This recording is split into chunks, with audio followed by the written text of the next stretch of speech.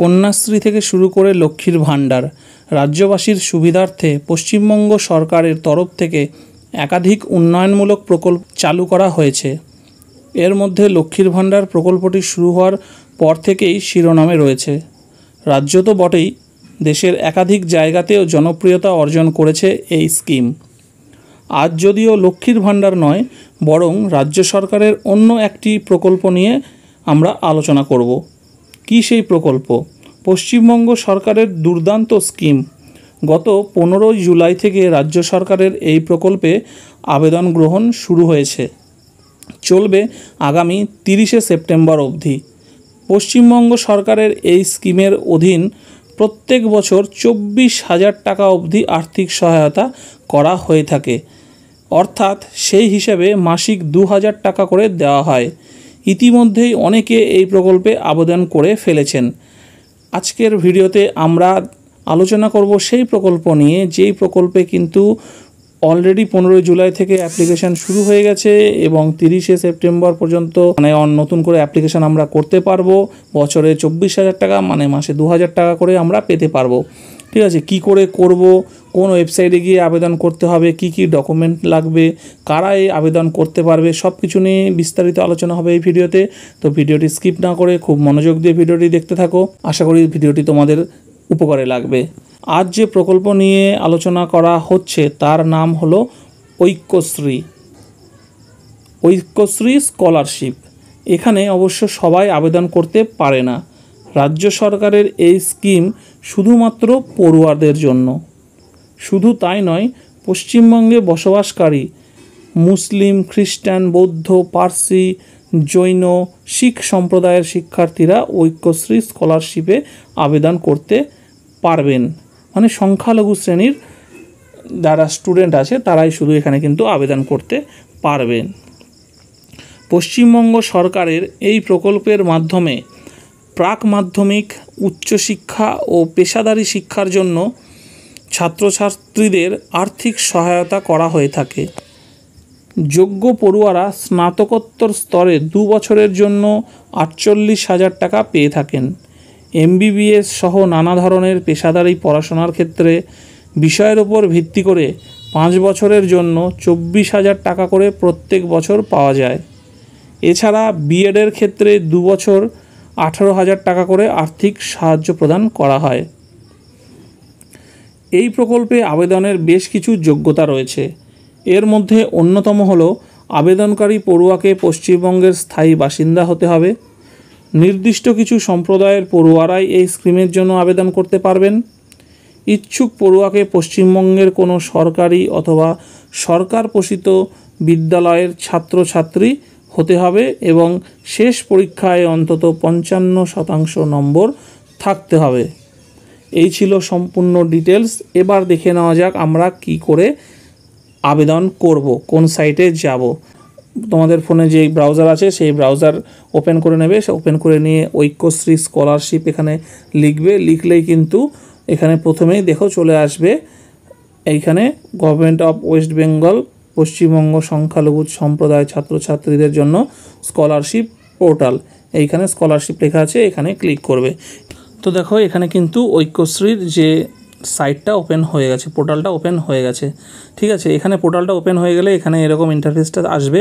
এখানে আমরা কি আছে যে student registration, student log in, track and application, institute log in. ঠিক আছে, তো আমরা যারা নতুন অ্যাপ্লাই করতে চাইছি, ঠিক আছে, ঐক্যশ্রী স্কলারশিপের জন্য, তার জন্য কি করতে হবে? স্টুডেন্ট রেজিস্ট্রেশনে ক্লিক করতে হবে। ঠিক আছে, স্টুডেন্ট রেজিস্ট্রেশনে ক্লিক করব। ক্লিক করার পরে এখানে কি বলছে? Select your district as per location of your institution. ঠিক আছে, এখানে কিন্তু সেই ডিস্ট্রিক্টটা সিলেক্ট করতে বলছে। তোমরা যেই ডিস্ট্রিক্টের কলেজে পড়াশোনা করছো সেই ডিস্ট্রিক্টে, এমন না যে তোমাদের যেই ডিস্ট্রিক্টে বাড়ি, হতেই পারে তোমাদের একটা ডিস্ট্রিক্টে বাড়ি, দেখা যাচ্ছে তোমাদের বাড়ি হয়তো বীরভূমে, কিন্তু তোমরা পড়াশোনা করছো কিন্তু বর্ধমানে। তো সেক্ষেত্রে কিন্তু বর্ধমান ডিস্ট্রিক্টটা চুজ করতে হবে। ঠিক আছে, কারণ যে ডিস্ট্রিক্টে তোমাদের কলেজ আছে সেটা বলছে। তো ধরো এখান থেকে আমি এই দক্ষিণ দিনাজপুর ডিস্ট্রিক্টটা সিলেক্ট করলাম। সিলেক্ট করে সাবমিট করলাম। সাবমিট করলেই কিন্তু এখানে দেখো চলে আসছে স্টুডেন্ট রেজিস্ট্রেশন। এখানে কি আছে? স্থায়ী ঠিকানা অনুসারে রাজ্য ওয়েস্ট বেঙ্গল। এটা কিন্তু ওয়েস্ট বেঙ্গলই থাকবে, কোনো চেঞ্জ হবে না। ঠিক আছে, ডোমিসিলি ডিস্ট্রিক্ট স্থায়ী ঠিকানা অনুসারে জেলা, ঠিক আছে, তোমার জেলা কোথায়, মানে এটা কিন্তু তোমার বাড়ি কোথায় সেটাই জিজ্ঞেস করছে, ঠিক আছে। এখান থেকে যে ডিস্ট্রিক্টে তোমার বাড়ি সেই ডিস্ট্রিক্টটা তুমি সিলেক্ট করে নেবে। আমি একটা দিয়ে দিলাম যে কোনো ডিস্ট্রিক্ট। এবার সেই ডিস্ট্রিক্টের আন্ডারে তোমার বাড়ি কার মধ্যে পড়ে, ব্লকের মধ্যে পড়ে না মিউনিসিপ্যালিটিতে পড়ে। যদি মিউনিসিপ্যালিটিতে পড়ে তাহলে মিউনিসিপ্যালিটি সিলেক্ট করবে, যদি ব্লকে পড়ে তাহলে ব্লকে সিলেক্ট করবে, ঠিক আছে। তো আমি ধরো এখানে আমি ধরো এখানে ব্লক সিলেক্ট করলাম। ব্লক সিলেক্ট করার পরে এখানে কি বলছে, স্থায়ী ঠিকানা অনুসারে ব্লক, সেই ডিস্ট্রিক্টের আন্ডারে কোন ব্লকে তোমার বাড়ি হবে এখানে কিন্তু সব ব্লকগুলোর নাম দেখতে পারবে। সেখান থেকে যে কোনো একটা ব্লক সিলেক্ট করে নিলে, সিলেক্ট করার পরে সেই ব্লকের গ্রাম পঞ্চায়েত নেম, কোন গ্রাম পঞ্চায়েতে থাকো সেখানে এরকম লিস্টে গ্রাম পঞ্চায়েত নাম পেয়ে যাবে, গ্রাম পঞ্চায়েতের নাম একটা সিলেক্ট করে নেবে। আমি কিন্তু যেগুলো দিচ্ছি জাস্ট র্যান্ডমলি দিচ্ছি, এখানে এগুলোর সঙ্গে কিন্তু কোনো সম্পর্ক নেই, ঠিক আছে। এইবার এখানে কি বলছে দেখো, এটা হলো ব্লকের ক্ষেত্রে। আর মিউনিসিপ্যালিটি যদি হয়, মিউনিসিপ্যালিটি যদি চুজ করো তাহলে সেক্ষেত্রে এখানে সিলেক্ট অনুযায়ী ডিস্ট্রিক্ট সিলেক্ট করার পরে কোন মিউনিসিপ্যালিটিতে থাকো সেই মিউনিসিপ্যালিটি সিলেক্ট করবে, মিউনিসিপ্যালিটির কত নম্বর ওয়ার্ডে থাকো সেই ওয়ার্ডটা সিলেক্ট করবে, ঠিক আছে। এইভাবে করে নেবে। তারপরে দেখো স্টুডেন্ট ইনফরমেশান, এখানে কি আছে, ছাত্র বা ছাত্রীর নামটা দেবে, ফার্স্ট নেম দেবে, মিডিল নেম যদি কিছু থেকে থাকে তাহলে মিডিল নেম দেবে, লাস্ট নেম যেটা হবে সেটা দেবে। মিডিল নেম যদি কিছু না থাকে তাহলে সেই বক্সে কিছু দেবে না। তারপরে কি আছে, এখানে কি আছে দেখো, এইখানে আছে কিন্তু ফাদার্স নেম, ঠিক আছে, এখানে বাবার নামটা দেবে। তারপরে আছে মাদার্স নেম, মাদার্স নামটা দেবে, পাশে কিন্তু লাল চিহ্ন স্টার দেওয়া আছে, মানে বাধ্যতামূলক, এগুলো কিন্তু গ্যাপ ফাঁকা ছাড়লে চলবে না, ঠিক আছে। তারপরে কি আছে দেখো, তারপরে আছে হচ্ছে জেন্ডার, মেল হলে মেল দেবে, ফিমেল হলে ফিমেল দেবে, ট্রান্সজেন্ডার হলে ট্রান্সজেন্ডার দেবে। রিলিজিয়ান, ধর্ম, যেই ধর্ম থেকে তোমরা বিলং করো সেই ধর্ম দেখবে, এখানে বুদ্ধিস্ট, খ্রিস্টান, জৈন, মুসলিম, পার্সি, শিখ আছে, ঠিক আছে। যেহেতু এটা সংখ্যালঘুদের এখানে হিন্দু থাকবে না, স্বাভাবিক ব্যাপার। তো এটা গেল একটা। তারপরে কি আছে, এখানে ধর্ম সিলেক্ট করলে এবারে আছে জন্ম তারিখ, ডেট অফ বার্থ দিয়ে দেবে, মোবাইল নাম্বারটা অবশ্যই তোমাদেরকে দিতে হবে। এইবার কি বলছে, সেভিংস ব্যাঙ্ক অ্যাকাউন্ট নাম্বার, এখানে কিন্তু তোমাদের এখানে অ্যাপ্লাই করতে গেলে তোমাদের নিজস্ব নামে কিন্তু একটা ব্যাঙ্ক অ্যাকাউন্ট থাকা বাধ্যতামূলক, সেভিংস অ্যাকাউন্ট। তো সেই সেভিংস অ্যাকাউন্টের নাম্বারটা দেবে, আবার রিএন্টার ব্যাঙ্কের সেভিংস অ্যাকাউন্ট নাম্বারটা আবার দ্বিতীয়বার দেবে, তারপরে ব্যাঙ্কের আইএফএসসি কোড যেটা হয় সেটা দেবে।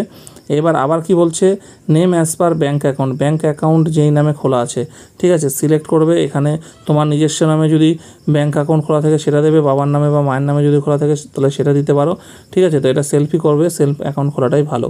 করে এখানে তোমার নিজের নামটা আবার পুট করে দেবে, দিয়ে এখানে দেখতে পাচ্ছ যে এখানে ক্যাপচা আছে, ঠিক আছে। এই ক্যাপচাটা কিন্তু এই নিচে এই বক্সটা আছে, এখানে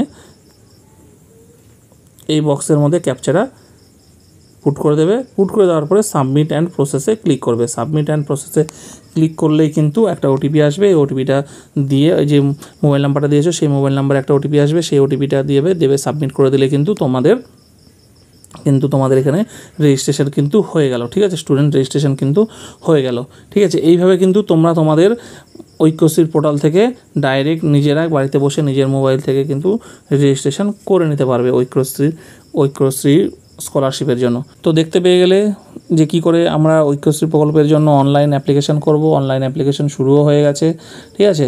তো তোমরা যারা অনলাইন অ্যাপ্লিকেশন করনি তারা নিজেদের বাড়িতে বসে করে নিতে পারো। আর যদি কোনো রকম অসুবিধা ফেস করো, সামনে দুয়ারে সরকারের যখন ক্যাম্প হবে তোমাদের নিজস্ব এলাকায়, সেখানে গিয়েও কিন্তু তোমরা দুয়ারে সরকারের ক্যাম্প থেকেও ডাইরেক্ট ঐক্যশ্রী প্রকল্পের এই স্কলারশিপের জন্য আবেদন করতে পারো, ঠিক আছে। তো এই ছিল আজকের ভিডিওটি যদি ভালো লেগে থাকে তাহলে অবশ্যই ভিডিওটিকে একটি লাইক করে দিও। আর চ্যানেলে যদি নতুন হয়ে থাকো তাহলে চ্যানেলটিকে সাবস্ক্রাইব করে পাশে থাকা বেল আইকনটি প্রেস করে দিও, যাতে ভবিষ্যতে যখন এরকম আরও গুরুত্বপূর্ণ ইনফরমেটিভ ভিডিও আমরা পোস্ট করব সেই ভিডিওর নোটিফিকেশন যেন তোমাদের কাছে ঠিক সময়ে পৌঁছে যায়। তো ততদিন ভালো থেকো, সুস্থ থেকো আর দেখতে থাকো।